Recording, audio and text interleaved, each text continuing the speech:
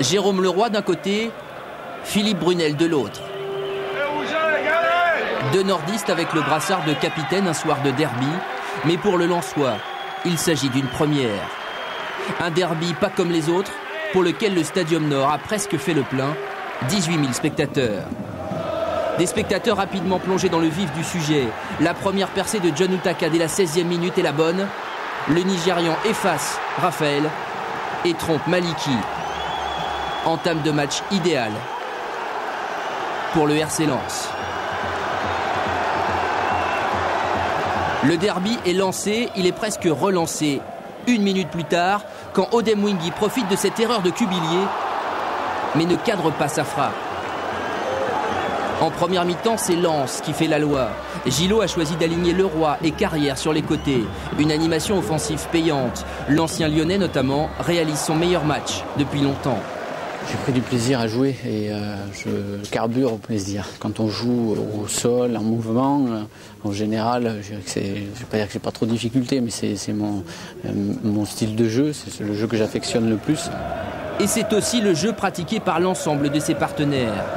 45e minute, Utaka tout en puissance se joue de Tavlaridis et centre pour Daniel Cousin. C'est finalement Raphaël, au prix d'un geste défensif extraordinaire, qui empêche Lens de doubler la marque.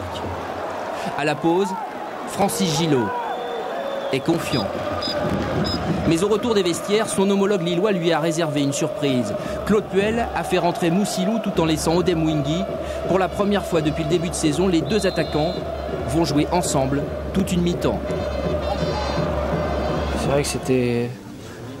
On n'a pas vu souvent un Peter et un Moussilou en attaque et le coach a décidé de faire ça.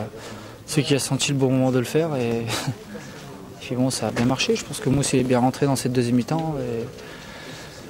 Et bon, on voit que c'est un attaquant qui nous fait énormément de bien quand il rentre. De fait, Lille va présenter un tout autre visage en seconde période. La pression est de plus en plus grande sur le but de Sébastien Chabert et les coups de pied arrêtés lillois de plus en plus précis et dangereux. 57e minute à présent, le tournant du match. Brunel lance Odem Wingy à la lutte avec Hilton.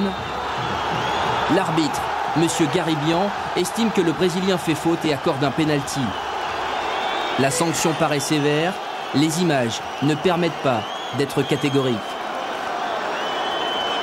Philippe Brunel, lui, ne se pose pas de questions. Après 1 heure de jeu, Lille et Lens sont à égalité. À partir de là, le match est totalement débridé. Chaque action ou presque peut amener un but, comme ici Eric Carrière qui s'échappe et centre sur Daniel Cousin, dont la frappe est contrée in extremis.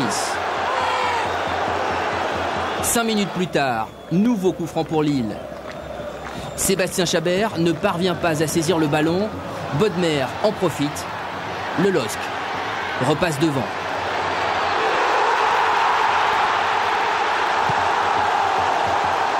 On se dit alors que Lille tient sa qualification quand Jérôme Leroy, à 5 minutes de la fin, déborde et centre sur Daniel Cousin. L'avant-centre lensois égalise. Tout est relancé. Tout un stade se prépare alors aux prolongations. Mais à la 88e minute, nouveau coup franc pour Lille et nouveau coup de théâtre. Odem Wingy dévie le ballon juste ce qu'il faut pour offrir la qualification à son équipe. Je pense que ce soir, il était important de se qualifier. C'était pas simplement un match de coupe pour nous. C'était un match où il fallait mettre un petit peu les points sur les i et montrer qu'on était toujours présent. Lens tentera sa chance jusqu'au bout et croira même au miracle à la toute dernière minute. Mais Cubillier enlève trop sa frappe. Non seulement on prend un pénalty qui n'y est pas, avec un carton pour Hilton qui sera suspendu dans 15 jours à Ajaccio. Le troisième but sur un coup franc sur une soi-disant faute de Koulibaly n'y est pas non plus. Donc ça fait beaucoup de choses contre nous et on n'avait pas besoin de ça en ce moment. C'est donc Lille qui poursuit sa route en Coupe de France. Les deux équipes se retrouveront le 16 avril prochain, ce sera pour le championnat.